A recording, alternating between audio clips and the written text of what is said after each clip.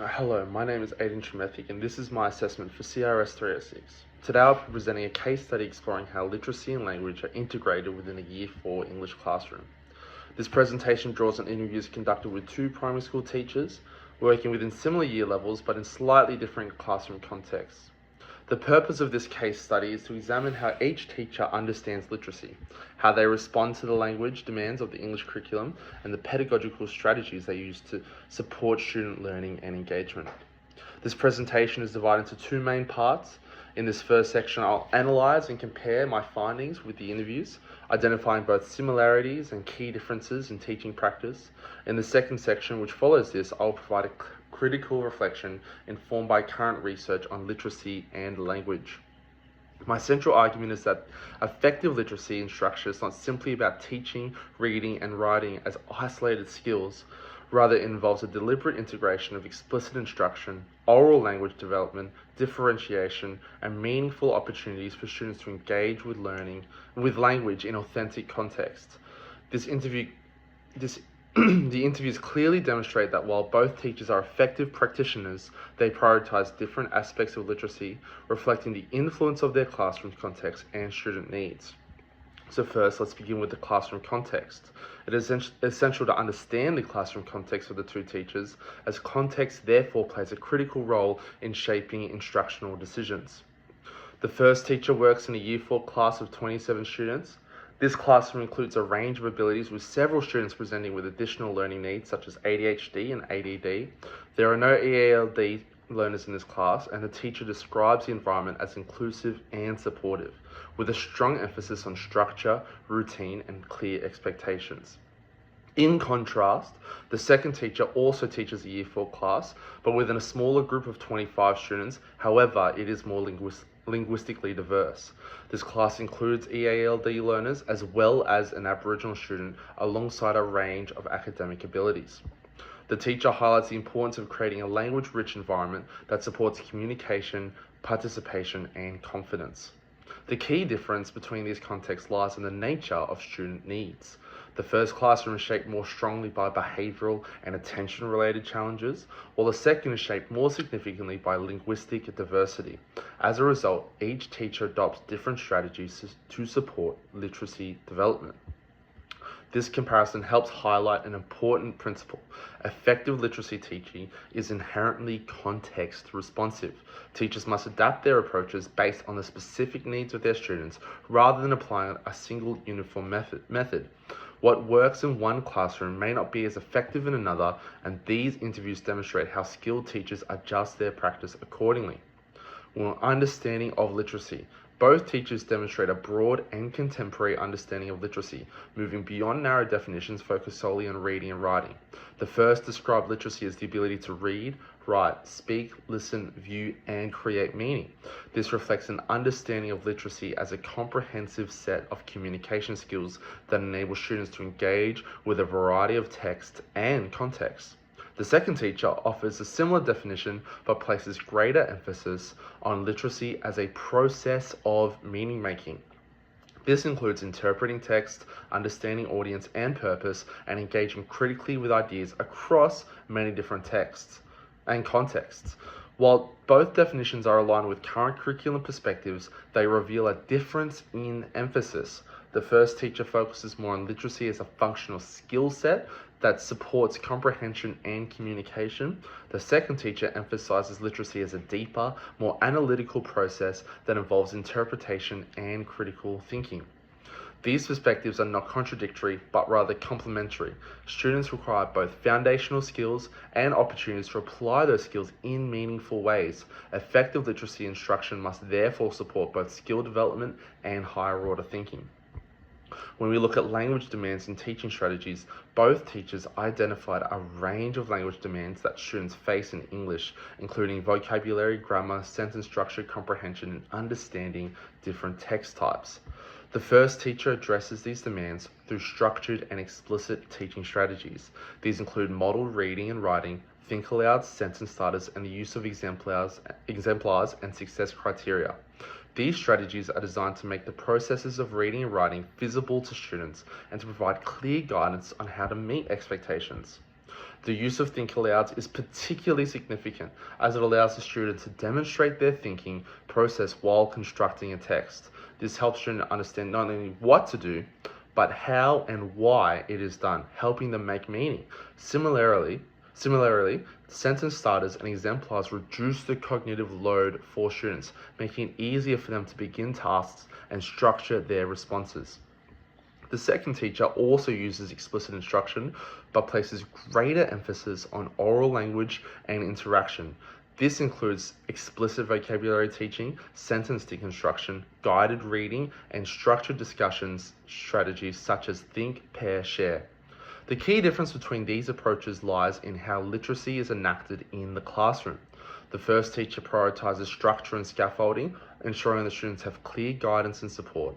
The second teacher prioritizes interaction and language use, encouraging students to engage with ideas through discussion and collaboration. Both approaches are effective and reflect evidence-based practice. However, they highlight different priorities within literacy instruction. The first approach is particularly effective for supporting students who require structure and clarity, while the second is especially valuable for developing oral language and critical thinking. Pedagogies and differentiation. Both teachers utilize the gradual release model, moving from teacher modeling to guided practice and independent application. This model supports students in developing confidence and competence over time. The first teacher adopts a more structured and teacher-directed approach, focusing on explicit instruction, guided reading, and continuous feedback. This approach provides clear expectations and consistent support, which is particularly beneficial for students with additional learning needs. The second teacher incorporates a broader range of pedagogical approaches, including inquiry-based learning, dialogic teaching, and student voice. This approach allows students to actively engage with language and construct meaning collaboratively. In terms of differentiation, both teachers demonstrate a strong commitment to supporting diverse learners. The first teacher differentiates through structured supports such as sentence starters, graphic organizers, chunked instructions, and small group work. These strategies help ensure that all students can access the curriculum and participate in learning. The second teacher uses flexible grouping, tiered tasks, and targeted language support, particularly for EALD learners. This approach is more responsive and adaptive, allowing the teacher to adjust instruction based on student needs. The comparison between these approaches highlights the two key models of differentiation: support through structure and support through responsiveness. Both are essential in creating inclusive classrooms that meet the needs of all learners. Literacy and practice. Both teachers provided examples of how they integrate literacy within their teaching. The first teacher described a narrative writing unit in which students move through the stages of planning, drafting, editing, and publishing.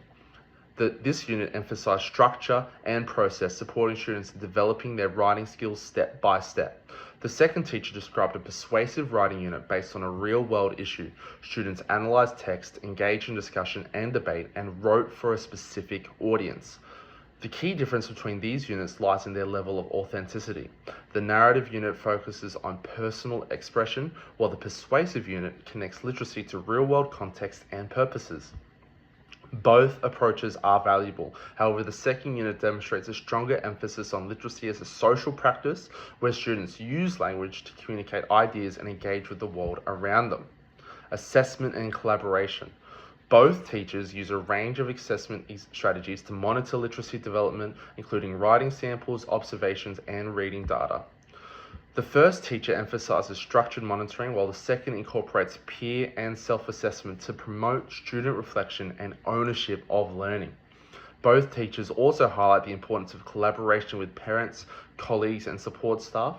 This reflects the understanding that literacy development is not solely the responsibility of the classroom teacher, but is supported by a wider network of relationships.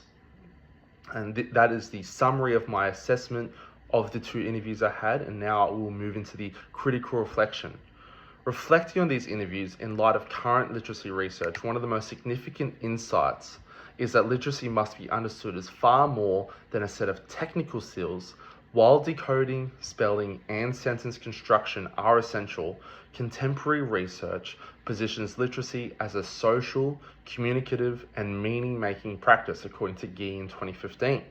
Students learn literacy not only by acquiring skills, but by using language to interpret, express, and engage with ideas in meaningful contexts. Both teachers demonstrate aspects of this broader understanding. However, they enact it differently. The first teacher's approach reflects a strong commitment to ensuring that students develop foundational literacy skills through explicit instruction, modeling, and scaffolding. This aligns with research emphasizing the importance of making literacy processes visible to learners, particularly those who may struggle with independent task initiation or organization, according to Rosenshine in 2012. In contrast, the second teacher more strongly reflects literacy as a contextual and social practice. The emphasis on audience, purpose, oral language, and authentic writing tasks aligns with socio-cultural theories of literacy, which suggests that learning occurs through interaction and participation. This goes all the way back to Vygotsky in 1978. This is particularly evident in the persuasive writing unit, where students engage with a real-world issue and use language for a meaningful purpose. Importantly, these approaches should not be viewed as opposing. Rather, the literature suggests that effective literacy instruction requires a balance between explicit teaching and meaningful application. A classroom that focuses solely on technical skill development risks reducing literacy to mechanical performance. Conversely, a classroom that prioritizes discussion and inquiry without sufficient explicit instruction may disadvantage students who require clear guidance and structure. Therefore, one of the key insights from this case study is that strong literacy teaching lies in the integration of both approaches. A second important area of reflection for me concerns the role of explicit instruction. Both teachers demonstrate a clear understanding of its importance. Strategies such as modeling, think aloud, guided practice reflect research that highlights the effectiveness of explicit teaching in supporting student learning, Rosenshine 2012 and Sweller in 1988. These strategies help reduce cognitive load and make complex literacy processes more accessible. However, research also indicates that explicit instruction must be accompanied by opportunities for students to apply their learning. The second teacher's use of discussion, debate, and authentic writing tasks provides these opportunities. This aligns with dialogic teaching approaches, which emphasize the role of talk in developing reasoning and comprehension. This is according to Alexander in 2018 and Mercer in 2000. This highlights a critical principle for my own future practice. Literacy instruction should move beyond demonstration and towards meaningful use. It should have real-life application. Students need to see how literacy works, but they also need to experience it as a tool for their own personal communication and expression. Another key theme is the importance of oral language. Research consistently identifies, according to Gibbons in 2015, that it is foundational to literacy development, particularly in the primary years, these early developmental years. Students must be able to articulate ideas verbally before they can effectively express them in writing. The second teacher's emphasis on structured discussion, peer interaction, and oral rehearsal align strongly with this research. Practice, talk. These strategies support vocabulary development, comprehension, and confidence. While the first teacher includes oral elements, the emphasis is more heavily placed on written scaffolds. This suggests that oral language should be more deliberately prioritized in literacy instruction. Talk is not simply a support strategy, but a central component of learning. In my own practice, as I reflect on being a teacher out in the big wide world, I would aim to incorporate structured opportunities for discussion, recognizing that speaking and listening are essential pathways to reading and writing success. Differentiation, a buzzword that's been through my whole degree. It is amazing and has emerged as a significant area of reflection for me. Both teachers showed how much they use it, and their strong commitment to supporting diverse learners, but using different approaches. The first teacher differentiated through sentence starters, graphic organizers, and chunked instructions to reduce complexity and support access. The second one, however, adopted a more flexible approach using grouping and targeted support, especially for the EALD users. These approaches align with Tomlinson's 2014 model of differentiation, which emphasizes responsiveness to learner readiness, interest, and profile. Know your students. The key takeaway is that differentiation is not simply about modifying tasks, but about ensuring equitable access to meaningful learning, which goes back to the very start of the speech. The context, the students that you have will guide how you differentiate. Another important insight relates to authenticity in literacy instruction. The contrast between the narrative and persuasive units highlights the impact of purpose and audience. The persuasive unit, which engages with a real-world issue, demonstrates how authenticity can enhance student engagement and deepen understanding. Street in 1984 has research that highlights that literacy is most meaningful when it is connected to real context and purposes. This does not mean that all literacy tasks must be externally focused on everything that's happening out in the real world, but it does suggest that students benefit from understanding why they are reading something. What is this all for? We've heard that question 1,000 times as maths. Am I ever going to use this? I think it applies to literacy too. It becomes more concrete and more realistic when students can apply this to a real world context. Literacy should be experienced as purposeful, not merely as a classroom exercise. Assessment is another key area of alignment with research that both these teachers provided. Both teachers used a range of formative assessment strategies which are essential for guiding, pruning, shaping learning, and supporting student growth. This is according to Black and William in 1998. The inclusion of peer and self-assessment in particular supports students' metacognition and their own personal ownership of learning. Finally, when considering worldview, both classrooms reflect values that align with a Christian understanding of education. The first teacher came from a Christian school, and they foster that environment of inclusion, care, and the development of each student's potential. Literacy can be understood not only as an academic skill, but as a means of enabling students to communicate truth, engage with others, and participate meaningfully in the world. The real-world perspective of why should I need to be able to understand and make meaning of text can be applied to something simple as a Bible study, a Bible devotion. And this is shown to happen in both these classrooms, that these skills can translate to a meaningful context that gives life to these students and something that can be attributed to things going far beyond the classroom, and ensuring context in real-world matters. This perspective emphasizes the moral and relational dimensions of teaching, recognizing the inherent worth of each learner. So in conclusion, this case study demonstrates that both teachers employ effective and thoughtful approaches to integrating literacy and language within Year 4 English. While their approaches differ, their differences reflect strengths rather than limitations. There is only so much time in the day, and the context will dictate how you teach. One teacher prioritizes structure, scaffolding, and explicit instruction, while the other emphasizes interaction, oral language, and authentic learning experiences. The key insight from this analysis is that effective literacy teaching requires a balance of these approaches. Students need both clear instruction and meaningful opportunities to apply their learning. They need both structure and flexibility, and both individual support and collaborative engagement. As a future teacher, as I look to begin my work in this industry, I aim to integrate these principles into my own practice. I aim to create a classroom environment that is structured, inclusive, and purposeful. By doing so, I hope to support students in developing not only strong literacy skills, but also the confidence and capacity to use language effectively in the world around them. Thank you.